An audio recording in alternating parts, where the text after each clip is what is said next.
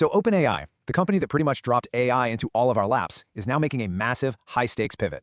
We're talking about a move that goes way beyond just building smarter models. They're aiming to weave AI deep into the very core of big business. Let's dig into what this huge new enterprise strategy is all about.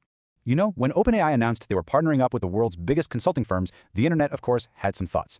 This Reddit comment right here, it just perfectly captures that cynical, skeptical vibe. But what if this isn't just some slick marketing play? What if it's actually a calculated move to solve the single biggest problem that's been holding AI back? At its heart, OpenAI's entire strategy is designed to fix a gigantic, incredibly expensive problem.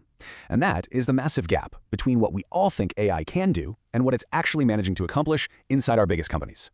I mean, just get a load of this number from MIT. It's staggering. A jaw-dropping 95% of corporate AI pilot programs fail to produce any measurable financial return. Think about that.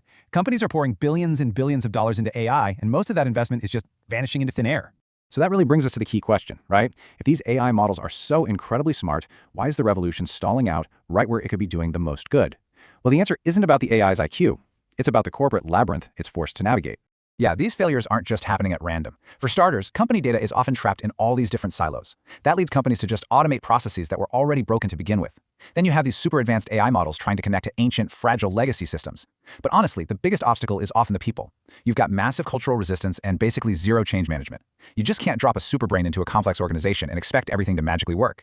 Okay, so to solve this huge last-mile problem, OpenAI has assembled what you can only call an elite alliance. It's really a two-pronged attack, combining a brand-new, revolutionary tech platform with, well, a literal army of the world's most powerful business consultants.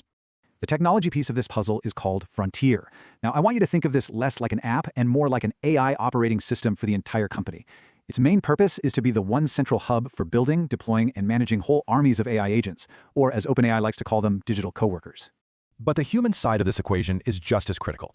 OpenAI has basically split its partners by their specialty. You've got McKinsey and BCG, they're the strategists. They go in at the very top to redesign how the company actually works and crucially manage the human side of that change. And then you have Accenture and Capgemini. They're the integrators. They're the ones doing the heavy lifting, wiring Frontier into the messy, complicated reality of a company's existing systems and data. Now, the key that connects OpenAI's tech with all these consultants is a pretty special role they've actually borrowed from the super secretive data company Palantir. It's the Forward Deployed Engineer, or FDE. These are OpenAI's own elite engineers who get embedded on-site with the client and the consultants. They're basically a special forces unit sent in to solve the absolute toughest integration problems that nobody else can crack.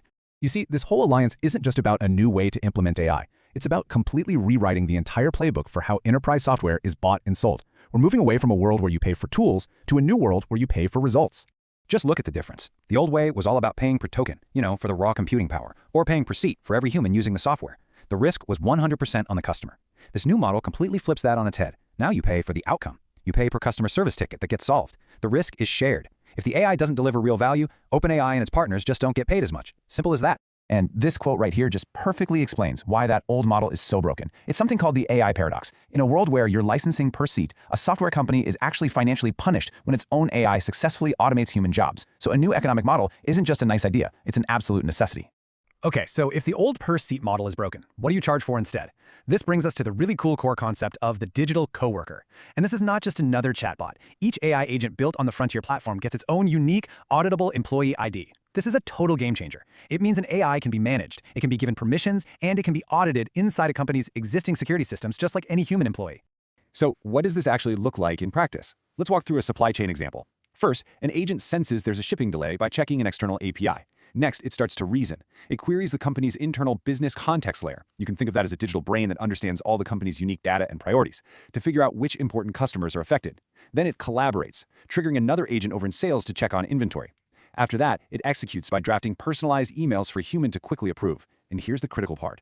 Every single one of those actions is audited and logged against that agent's unique employee ID. Now, this aggressive strategy is not happening in a vacuum. OpenAI is making a serious power play in a fiercely competitive race to dominate enterprise AI, and its approach is fundamentally different from what its competitors are doing. So you've got the big cloud vendors, right, like Microsoft Azure and AWS. They're mostly focused on infrastructure, selling the picks and shovels of the AI gold rush.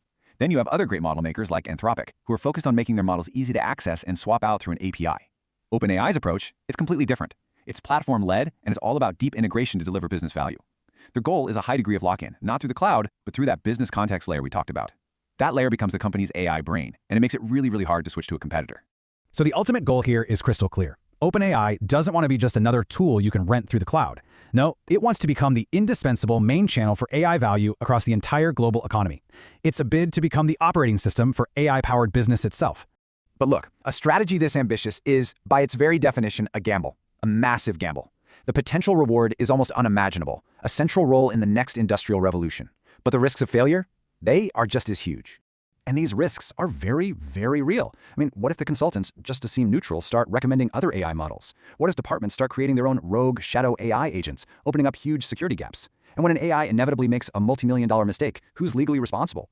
On a practical level, what if OpenAI simply can't hire enough of those elite engineers to keep up with demand? Any one of these things could sink the whole strategy. And all of this leaves us with one final, pretty provocative question. By embedding itself so deeply into the world's biggest companies, into their workflows, their data, their very business logic, is OpenAI building the true future of work? Or are they actually just constructing the ultimate, inescapable walled garden for the age of AI?